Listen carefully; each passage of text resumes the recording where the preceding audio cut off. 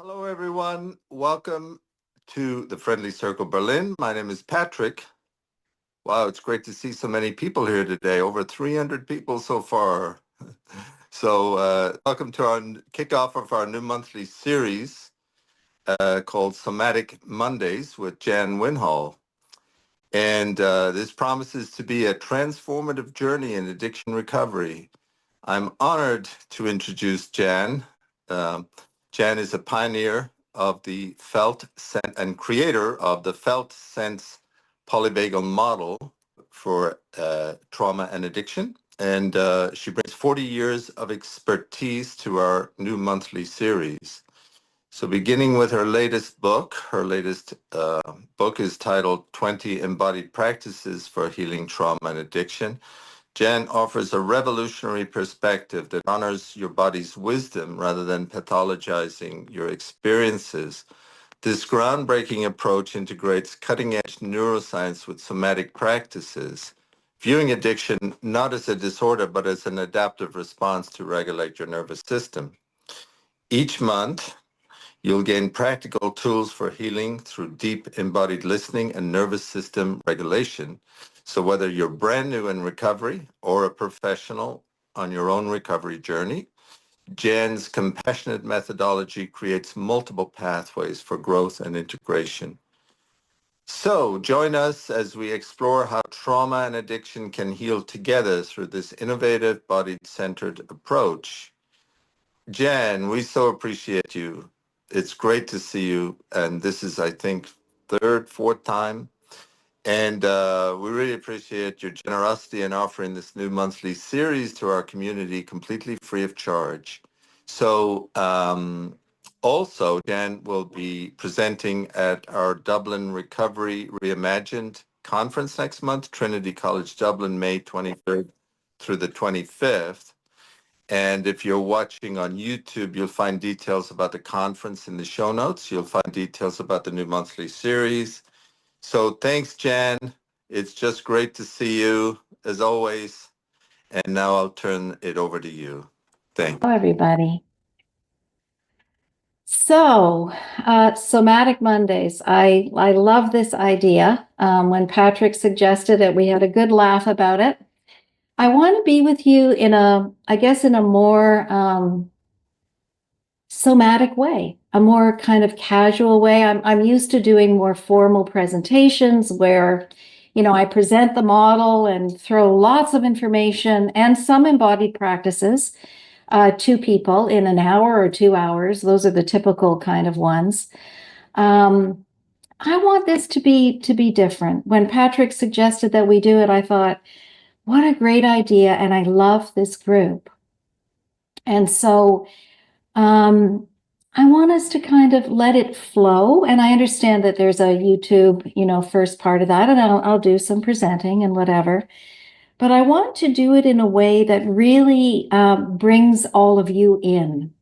And so that you can really use the chat a lot, ask me lots of questions, and that we're going to really spend time in an embodied way. And that means that it's not all top down, me giving you information. It's us sharing a process together. And bodies, when things are going pretty well and bodies feel pretty safe, they tend to move in a nice, regulated way. So there's sharing and pausing. Bodies like to pause.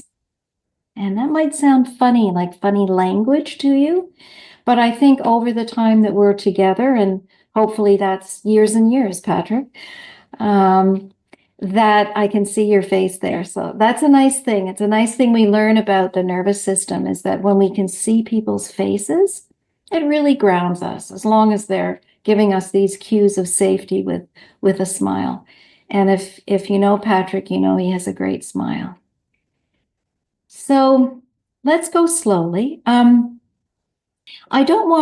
this is my new book, 20 Embodied Practices for Healing Trauma and Addiction. I got some papers in here because we're going to go to some of these places. Steve Porges wrote the foreword to this book, and I work with Steve Porges, the creator of polyvagal theory. that you probably know. I think a lot of you know something about polyvagal theory, and I know my friend Deb Dana's been with you before. Deb and I have a bit of a different model that we use to express the work with the nervous system, but the basis of it is the same. But, you know, bodies will express things in very unique ways. And so when we're working from a bottom-up perspective, which is very much part of what we're going to do here, we're going to work from an embodied way. That's the right hemisphere of the brain. And this is just very different than the way we're socialized and educated in traditional top-down Western and European culture. And so the models around addiction reflect that top-down culture. And they don't usually bring in what's happening in the body, other than maybe something about the brain and how addiction impacts the brain.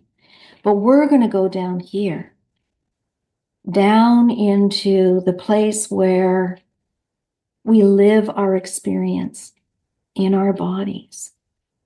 And what happens in trauma and addiction is that it becomes unsafe to live in the body.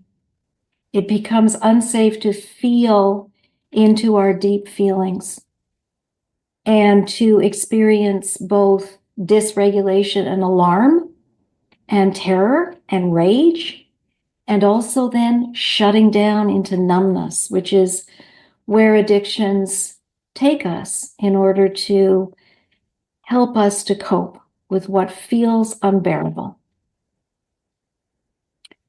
So in order to be able to heal from those stuck places of being overwhelmed in flight fight in the nervous system, or being really shut down in a kind of deadened, flat, numb state, which is also part of the nervous system, the numbing dorsal branch of the nervous system, we have to come into the body. We have to find our way back, because what we experience and what we feel inside is who we are. And so while it makes sense to move away from feeling things strongly when they hurt too much, often what happens, and what lots of you are probably experiencing now, is the struggle that happens in our body when we know something's wrong. We know that we're either really dysregulated and feeling too much, or we're shutting down and deadening. And we're actually in a safer place in our lives, but we don't know how to make that transition back into connecting to the body. We just feel stuck, right? Addiction is a profoundly stuck place in the body. So we're going to go through some of those practices, and today we will start with the first three.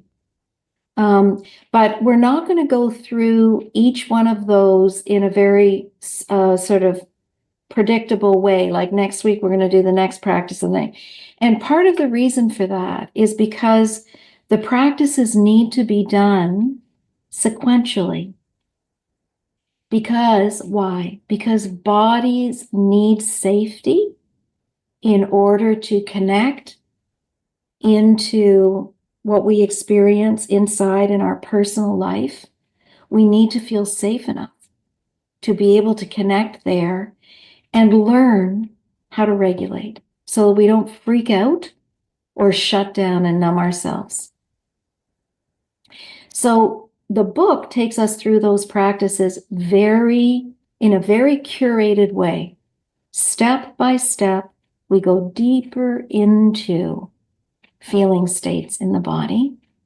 And we do that with the support of the group, but very sequentially. So you don't go, charging into the freezing cold water until you've put a couple of steps in there first and learned how to heat that water up enough that you're going to be okay when you get into the deeper end of the lake. And that's very, very important. So the first piece that we start with in the book has to do with setting the stage. And I call this a kind of exploration of the 5 Ps. I try to make it simple. I think you guys like that, right? Try to make it simple so that you get it and you're not freaking out about what am I supposed to do when you're freaking out. And there's a lot to be said about that, right? Healing can be simple and also very demanding at the same time. So safety is the bedrock. Safety is what we keep coming back to and asking ourselves, does this feel okay right now? So I want to share with you the first 5 Ps. We're going to go over those. And I'll just describe them as they're in the book. So the first one is place and time. And what does that mean? So having an uninterrupted space and time, like you have hopefully right now, in this hour and a half that we're meeting here together, this is a time that is kind of sacred. It's like we want to make sure as much as possible that you have a private space, that you aren't going to be interrupted, so that you can give yourself a time to be able to be quiet inside, which can be very challenging in the beginning days of healing from addiction and trauma, right? Pausing and feeling in and noticing something can be very challenging. What does addiction do? It takes us away from being present because presence hurts. Presence wounds. Presence is challenging. And that's clever when you don't have enough safety. That's the body's wisdom. When you don't have enough safety, it doesn't make sense to stay present. So we're shifting paradigms here, right? We're seeing addiction and trauma responses like dissociation, not as illnesses, not as disorders, not as pathology, but as very clever, wise ways that the body has of numbing and protecting us and shutting us down when it is too painful to be present. Or we're perceiving it to be too painful to be present. So that's what we get. We kind of play with that in the beginning here of this healing journey. Do you have enough safety in your life to be able to pause, to find a place and a time that is uninterrupted just for you? Because you will need that in order to, particularly to come into the body, into quieting everything down and feeling that little voice, that little part in your tummy or in your chest or wherever you can start to connect in with your body. To listen to that place means you have to feel safe enough to pause and to be quiet. And that can be very threatening. When we don't have enough safety, the body will not go there. It doesn't matter what you do, it won't go there. Or if you don't perceive enough safety, it won't go there. It will protect you. Otherwise, you can end up erupting, and that's really scary too. So having a quiet place, if you're in an abusive relationship, that can be very challenging. Having your own space and time. Many women in their households do not have their own space and time that's uninterrupted. How do we make those boundaries? So that's a big piece to begin with, right? Is that you have to have some of that. And you have to have it with your partner. So very, very much like partnerships, sponsorships in traditional 12-step programs, in this model that comes also from Eugene Gendlin's work in focusing, and working with a deep felt sense in the body, we have focusing partnerships. And in the felt sense polyvagal model, we use those focusing partnerships as the vehicle for healing. So I love that there's lots of crossing between this 12-step tradition and the focusing partnership tradition. It's a little different though, because it's more based on peer-to-peer rather than sponsor to sponsee. So that is different, but the co-regulation, the connecting between people is very much built on the same belief and philosophy. And that we not just in those partnerships, but also in groups as we come together like here. So we start with place and time and make sure that you're able to give yourself some of that. And then the next P is pausing. Being able to stop and see if it's okay to breathe. And to be quiet. And just for a moment, right?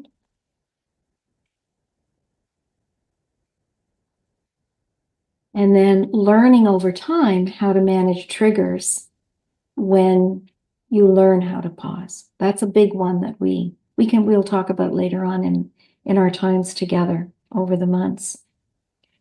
Pacing is another one, right? Learning how to just find how to manage challenging times, how to slow down and back up and come back into, say, one of the practices before that you were doing that you need to go back to because your body's not feeling safe now. So pacing, pausing, learning over time to manage triggers, partnerships we've reflected on, having that partnership with somebody else. So when I wrote this book, there were publishing companies who didn't want to publish it because they said, oh, we can't publish a book that's based on having a partnership. I'm like, well, then I need to find another publisher because we know, especially in addiction and in trauma, we heal together. We don't heal alone. Can't heal alone. We are biologically wired to connect with each other. And so these, again, kind of top-down Western models of individualism and cutting off, feeling and just thinking about things, they don't work. And they sure don't work when you're trying to heal from traumatic events or traumatic experiences in your whole life that have caused us to feel really unsafe and for the body to then go into a state where it doesn't feel safe at all. So presence, learning how to be present. And that means learning and helping your body to feel safe enough to slow down. So even now, as you're listening to my voice and you're here with me, and there's like 333 people. That's amazing. The power of your group and how you've been able to bring people together is really amazing. 334 now. People just keep joining. So there's something that tells me there's a real joy and a need to be present together here. And also that you're searching, right? This group is about being curious about something new. And that's always good, right? To be open to a new paradigm, a new way of understanding something. Doesn't mean we let go of everything else that we know and value and cherish. But understanding addiction in particular, through the autonomic nervous system, through polyvagal theory, is a real paradigm shift. Because then we see these ways of coping as helpers in a storm. I started off this work 45 years ago, working with young women who were survivors of incest. So their family members had sexually assaulted them. And what I saw in those young women is really the basis of the model that I created. And what I learned over time in being with them was that their addictive behaviors and dissociation were keeping them alive in environments where it was unbearable to be present. It was torture. So thank goodness they knew somewhere unconsciously the things they needed to do to numb out and dissociate. In that context, dissociation and addictions are a gift. You know, that may sound crazy, but in that context, how could you bear the unbearable? Torture. So bodies are designed. They are designed to help us to survive at all costs. So you dissociate and numb out until the point where you don't even remember it. The problem, of course, and it is a big problem, we're not in any way diminishing the problem of addiction, is that when it is possible to heal and you're stuck in a feedback loop, and that's something we're going to explore again down the road. How do we get stuck in those feedback loops? Well, that has to do with neuroplasticity. And that's an important piece for us to explore because it helps us to understand new ways of understanding addiction in the brain. When we get stuck in those ruts, then it's very difficult to get out of those patterns. And you know that, right? It's very difficult to disrupt that behavior that brings a sense of either aliveness or numbing. The good news is there are ways of doing that. And those ways, the most powerful of those ways are somatic. They're in the body. Because when we learn how to pause and notice and start to slowly sink down inside, that process changes those neural pathways. It brings us into a neural pathway that is connected to safety and grounding. And that is a powerful healing journey. So that's what the 20 embodied practices are all about. Okay, so then we encourage people, gather all your materials, because in this model we use body cards and crayons. We use nice graphic models of the autonomic nervous system. I created one that's very much based on working in the body. So it has lots of color and shape to help us to really connect in with what's going on in the body. And we also use what we call the 4-circle harm reduction practice. And that's like a roadmap that helps you to work through those practices in a way that is in some ways simple, because then you can look at it and go, okay, where am I and what do I need to do right now? But it's also deep, and it can be at times very complex, as trauma can be when we're healing from really dysregulated experiences. All right, so then we move into finding safety in the body, right? And how do we do that? How do we start that? So I want to do the first 2 practices with you. And they're very gentle, so I want you to have a sense of how comfortable does it feel to start into slowing down. I want you to start to notice that. So the second one is called noticing the space around you. So let's take a moment and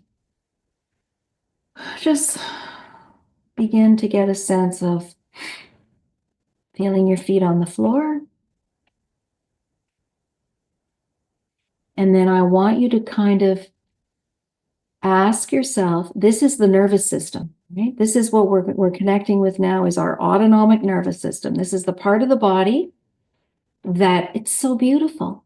It's the process that unconsciously completes this task moment by moment, second by second, checking to see how safe you feel in your body.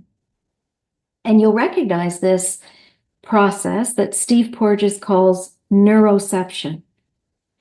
It's noticing how safe you are and then remembering, well, an example of, say, like the door slams and your body jumps, right?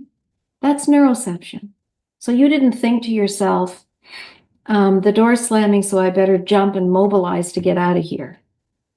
That all happens unconsciously. It all happens in this unconscious way, back here in our brainstem, the most unsophisticated, primitive part of the brain that just notices survival. What do I need to do to manage what's happening right now in the room, in the world, wherever you are? And that's a wonderful thing, right? We don't really acknowledge that. And what's really interesting is that Steve Porges actually had to create a word for that process in the body.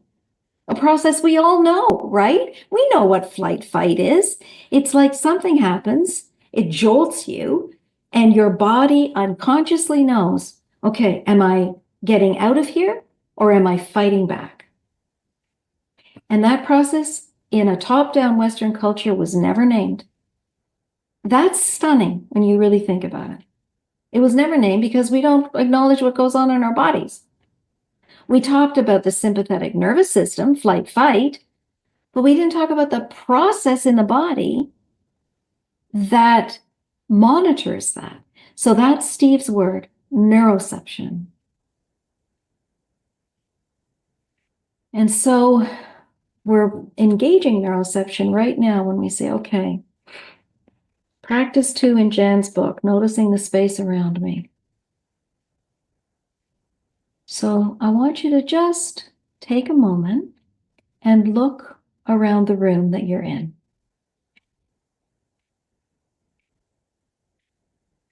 And just see if there's something that catches your eye,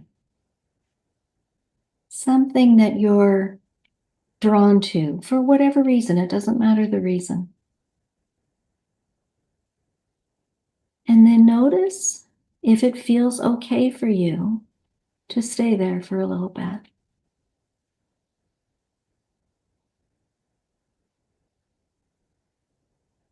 And if it doesn't, notice that too.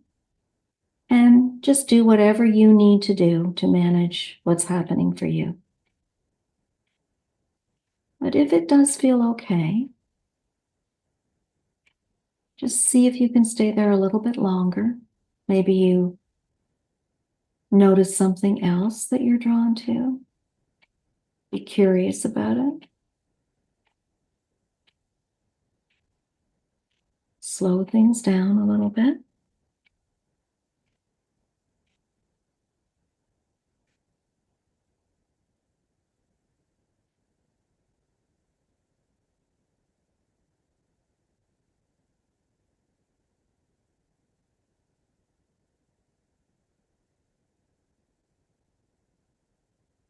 Just taking your time. See if you got something that you can notice there that brings kind of maybe a pleasurable feeling, kind of a nice, solid kind of feeling in your body, maybe even. Just noticing what's around you. And then sometimes what starts to happen with practicing this is that you can find a kind of calm that comes here. It's a kind of meditation practice, mindfulness practice. And notice that we're all here together, right? We're all here together. getting a real sense of how comfortable it is to slow things down for yourself. And some of you may find that you're softening your gaze.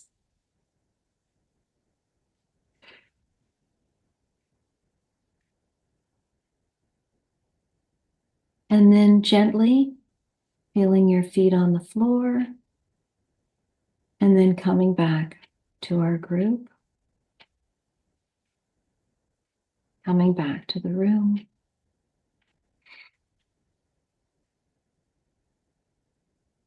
And maybe for those of you who have your cameras on, you can just kind of check in with each other, get a sense of how you are and how that was. There will be people here with us for whom that practice is too much. It's scary.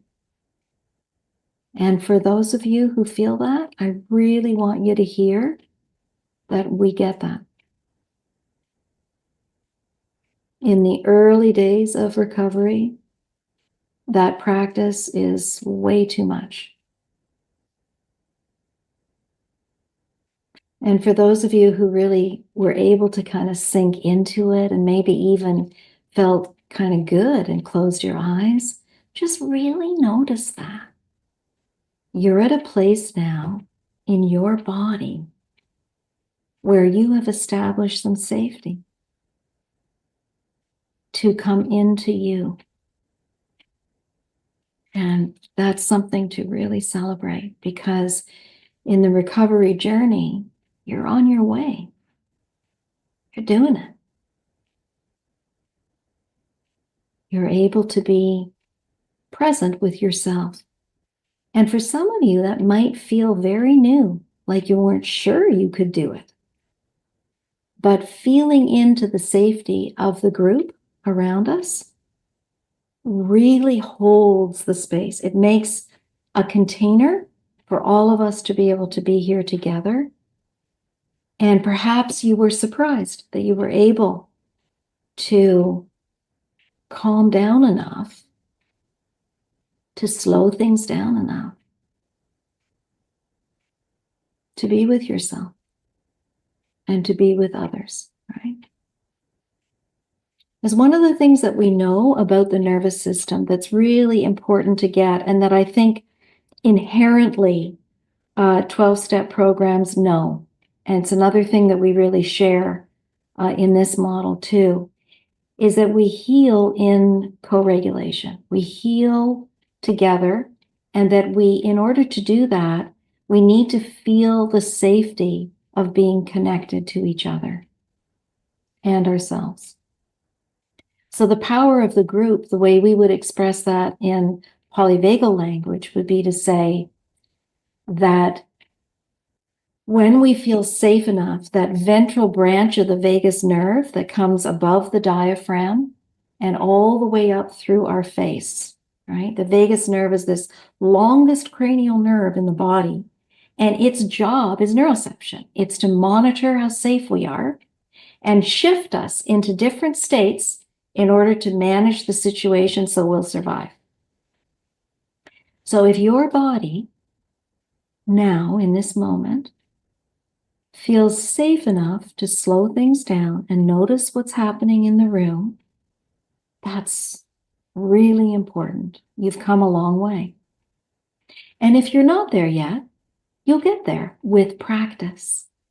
And that practice happens in group together.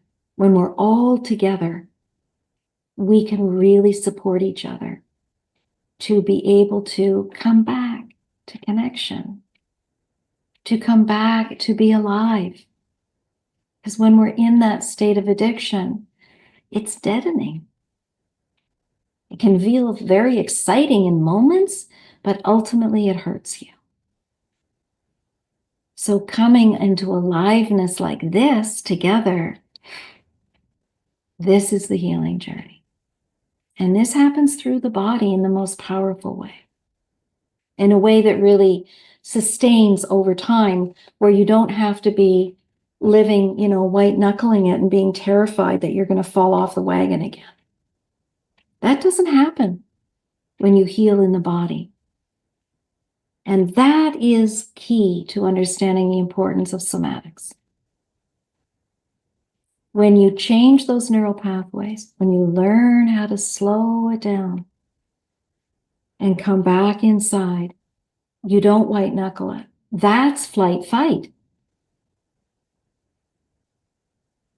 But that's not the best place to be living your life some of the time anyway, right? I mean, we need all of those nervous system states to cope. They're all helpful. But, it feels really good when you can feel safe enough to be connected to other people. And that is really problematic when we're in addiction. We're avoiding that. Okay, so maybe just share, you want to share if people are sharing in the chat about that experience. That's great. We're going to do one more, and then I'm going to come back to you in Q&A.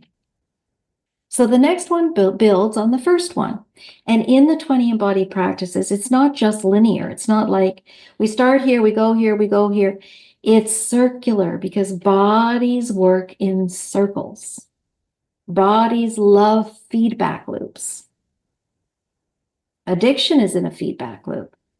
It's a feedback from flight, fight into acting out and then shutting down into what we call fold in my model. And then folding and shutting down and being so numb that you're just deadened and finding something to do that shifts you back up into flight, fight to feel alive again. That's a feedback loop. That's what we call the trauma feedback loop in this model. So we want to move out of that into a place of aliveness. So we go back and forth in the practices. We visit them many, many times. The next one, practice 3, is the pause. And learning how to pause. So we go from noticing to coming down and closing our eyes and finding a place down in the body that we can connect to and experience. That's a big thing. That is huge in addiction treatment and trauma. They go together. Being able to close your eyes and be quiet with yourself inside and feel into where you ate your last meal. That is a huge accomplishment in recovery because it's the opposite of what you're doing in order to survive, which is to numb out and not feel, right?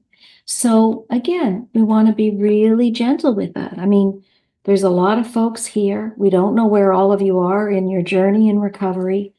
We really want to give the message. If just saying that idea of going in and connecting to something is like, no thanks, or what the hell is this all about, or whatever, don't go there. That's fine. Just, you might want to listen to my voice. You might notice that some other folks are able to go there. And that can be scary and also incredibly inspiring. Wow. You look around, you see, wow, some people are really able to do that. That's amazing. That's the first really significant movement in healing.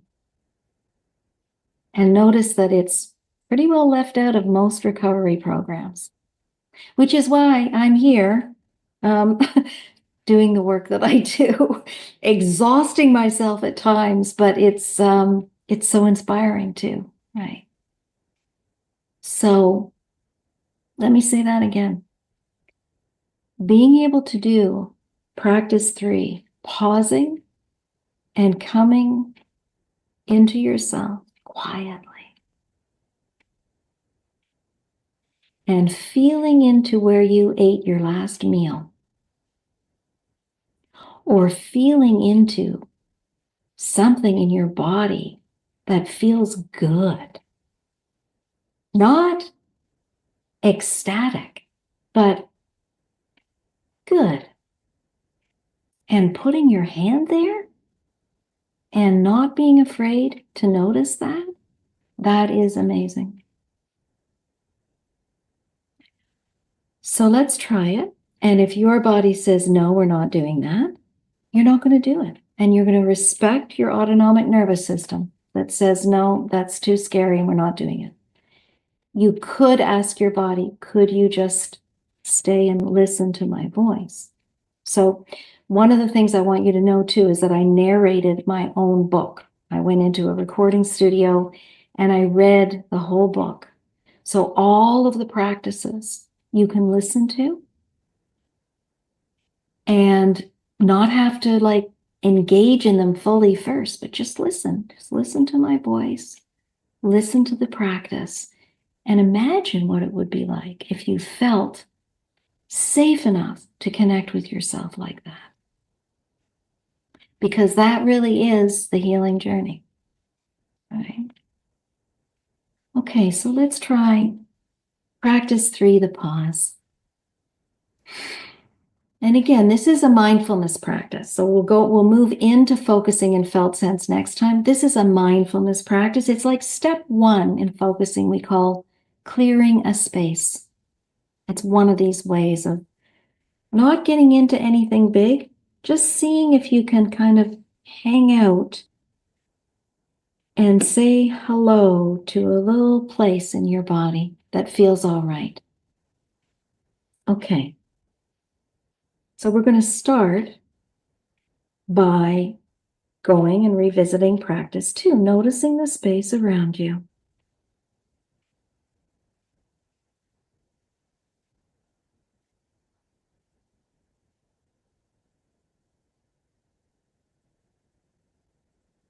And feeling your feet on the floor.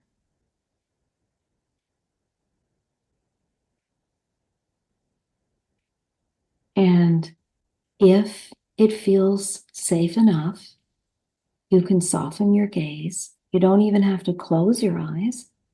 You could just soften your gaze.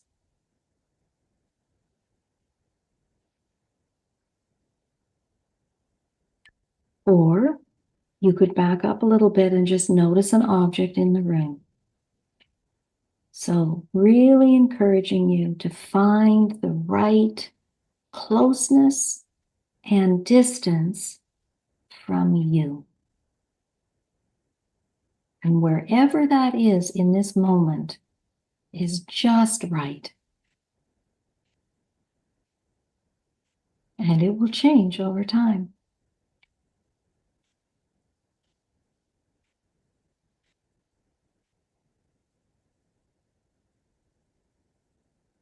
And then you can ask yourself this question: how am I feeling about beginning this journey, this healing journey of coming inside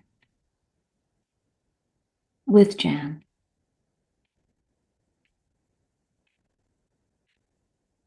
In our Somatic Mondays. So you let your body know. We'll come together once a month. And in between then, you can practice noticing and pausing. You can read the practices if you want to. You can listen to my voice if you want to. You can listen to the recording here if you want to.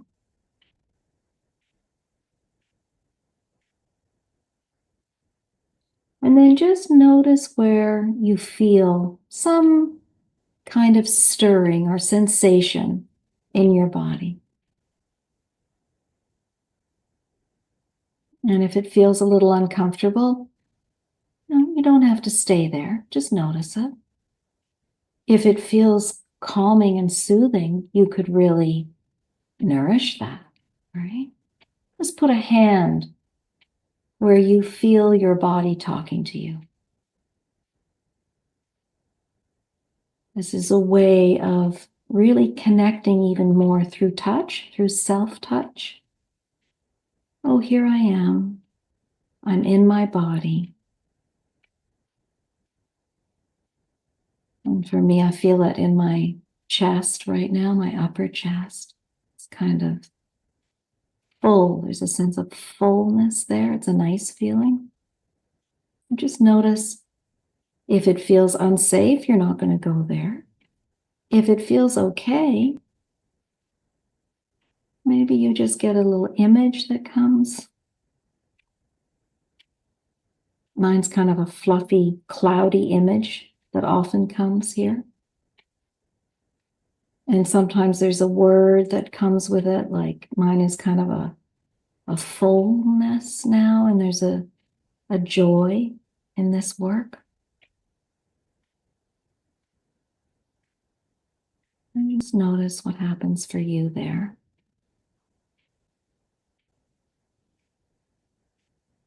And if nothing comes, that's just fine. Your body will speak to you when it's ready.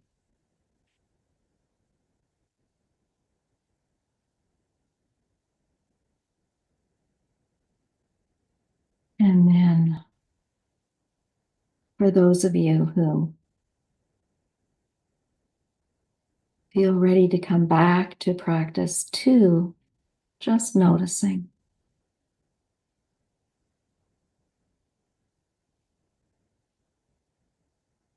So you can play with how close or how much distance you need from connecting to yourself. This is very important to notice this. And it changes moment by moment. So right in this moment, how close do you feel to you inside you, in your body?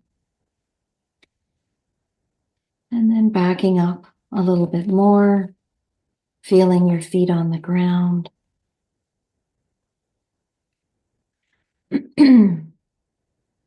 And feeling into the co-regulation in our group.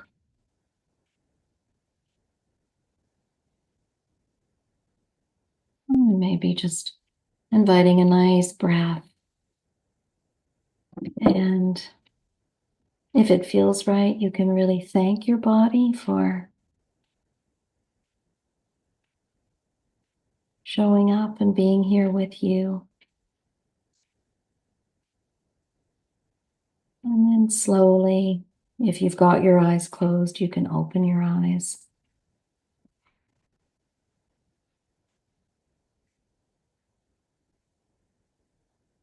And slowly bringing your attention somewhere back into your space.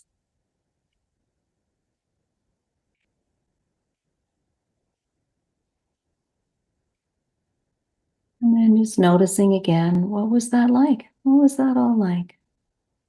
You might want to make a note or two. If you had a kind of felt sense start to form, so you had an image, would be part of the felt sense. Some kind of a sensation that you felt in your body. Maybe a word or a sentence that came from that experience. That would be what we would call a handle for that experience in the felt sense. And it's really interesting to track those over time. And that's where we would use the body cards. So you could start to draw on the shape of a body, the color, the shape, the place where you feel something in your body.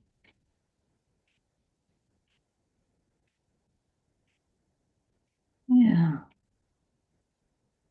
So it looks like there's lots of information in the chat. And I'm happy to come into the group and share. Wow, thank you, Jan. That was beautiful. Yeah, the tone of your voice. I'm glad you narrated the book because the tone of your voice has this beautiful meditative quality to it. So thank you. Thank you, Jan. And so now it's time for